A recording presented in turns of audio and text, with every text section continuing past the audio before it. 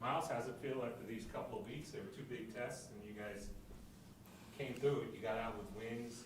Where do you feel like the team is right now? Well, they were two big tests going from Wake Forest all the way to NC State. Two great opponents, and honestly, the way our defensively going against Wake Forest wasn't our best game. So honestly, I'm proud of the way that we responded going into last week against NC State. DBs were dialed in, D-line we was dialed in, linebackers was doing their thing, and offensively they've been very consistent past few weeks against both Wake Forest and NC State, putting up points, executing the play calling. So I think we're in a great spot as of right now. I think Coach Goodwin was saying, the teams are getting the ball out fast. It's hard to get a pass rush if the quarterback only has it for 2 seconds. But you guys were able to get after Larry a little more. I mean, why do you think you were so much more successful bringing pressure this time? We do. Coach Easton and Coach Hall did approaches with that, saying like the quarterbacks would catch it, throw it, quick RPOs and stuff like that. But they always say, although that may be the case 90% of the time, just make sure regardless you're still pass rushing, just in case that one or two times where that first read isn't there and he has to go to that second read, you were still pass rushing and you're probably going to get the sack or pressure or whatever, strip sack, whatever. So our main thing is if you see a pass set, just continue to pass rush the passes. Don't let that 2 seconds get into your head and just tell yourself, oh, I'm not going to get there. Just keep rushing the passer.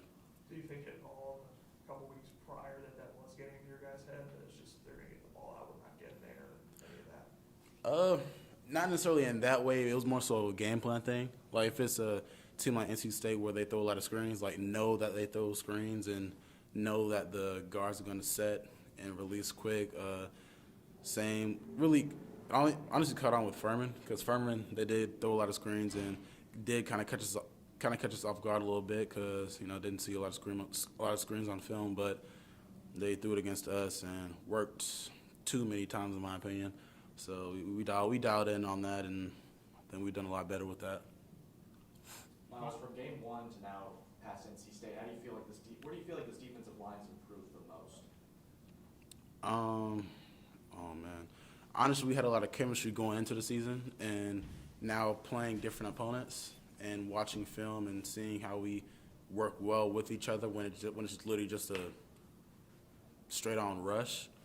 I think we were very cohesive and have done really well and gotten a lot better with that from week one, playing against the run, really just striking at the point of attack, winning the line of scrimmage. I think we've done a better job at that. And honestly, winning the line of scrimmage at the snap of the ball, that's very huge and done a great job. Myles, I'm guessing the way you guys responded from Wake Forest to Saturday night against NC State, it's got to bring a lot of confidence to this unit and what you're doing going forward. For sure, honestly, and I know from last week, defense didn't have the best of game, and I talked about it with someone, and I think it's kind of a good and bad thing. Kind of the defense kind of needed a game like that to know what it feels like to, I guess, not have the best game, and know what you need to do to prevent that from happening, and having that short-term memory of just forgetting it and going on to the next play, and then when that game's over, remembering the bad and growing upon that to bring it into next week. And Sweeney says it a lot. You can't bring the bad stuff into. You can't carry over the bad stuff into next week. You just gotta learn from it and grow upon it. And you can't bring the good from last week into this week. So you just gotta keep on pushing, growing, watching film, and just going day by day. Myles, looking ahead at the schedule, there's 2 back-to-back games on the road. Does the preparation change? Can you walk us through kind of what it's like knowing you have to use extra days to travel?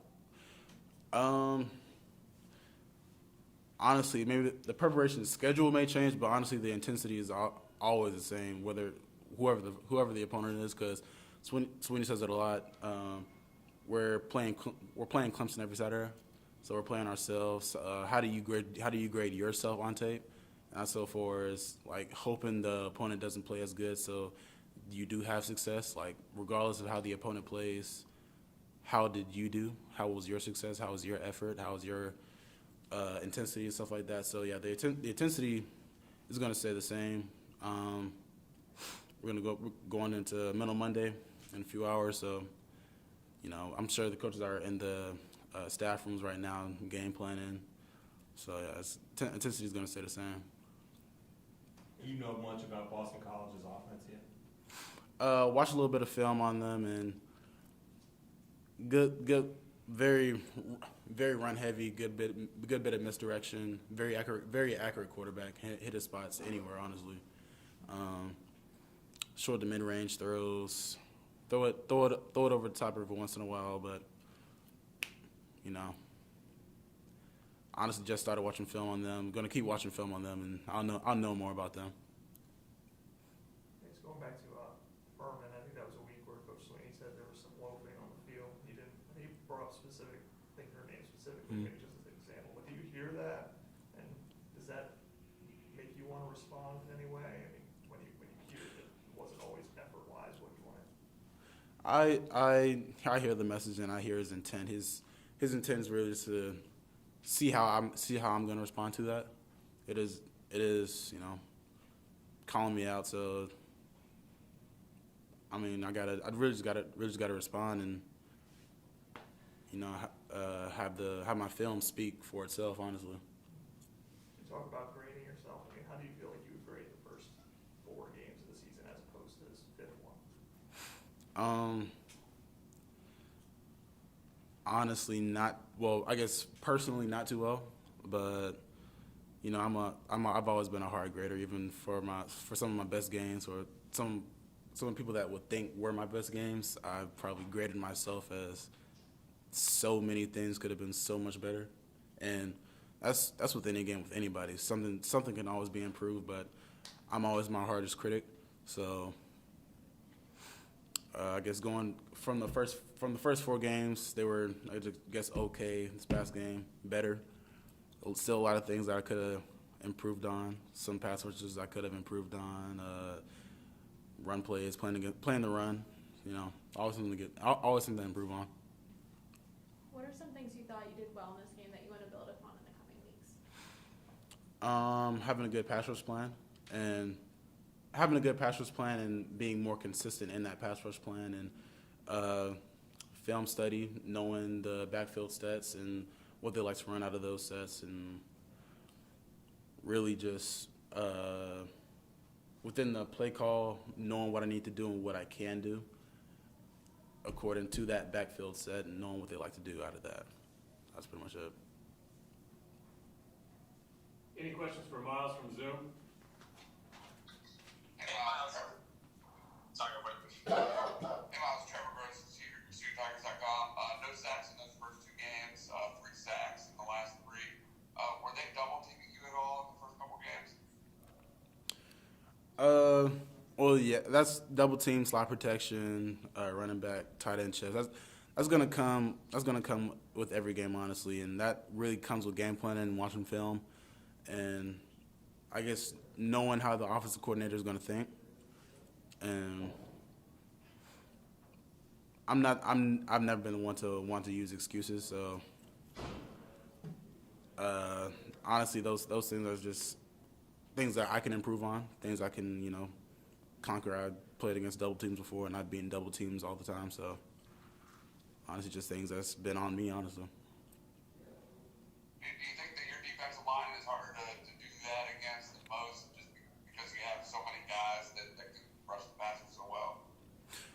Yeah, I do believe that. Whether whoever's double team, whether it's me, Brian, KJ, XT, Tyler, Root, whoever, if one person double team, someone else has a one-on-one, and my expectations for me and anyone else on the line is if you have a one-on-one, you got to win it, because I see the one-on-one pass rushes every day against our O-line, and honestly, to put in short words, it looks fantastic in my opinion. So that's just my expectation. If you have a one-on-one, you got to win.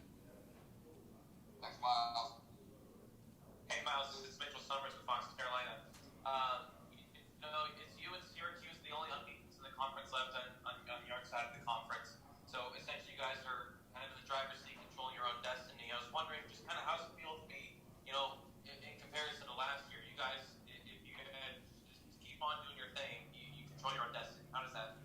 Yeah, that's the biggest thing, to be in the driver's seat of this entire thing. Because last year, it was not a good feeling being in the hotel on Friday nights, looking at NC State, looking at Wake Forest, and just hoping for I guess failure for one of those teams so that we could move up in the polls.